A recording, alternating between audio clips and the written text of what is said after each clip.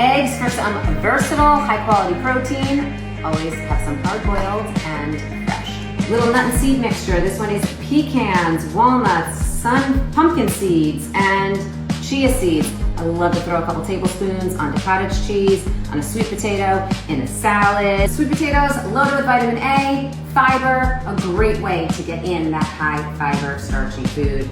Love having greens washed and ready to go so I can just use as a base for a salad and throw anything on it. Cottage cheese is having a moment and I'm loving it and I'm here for it.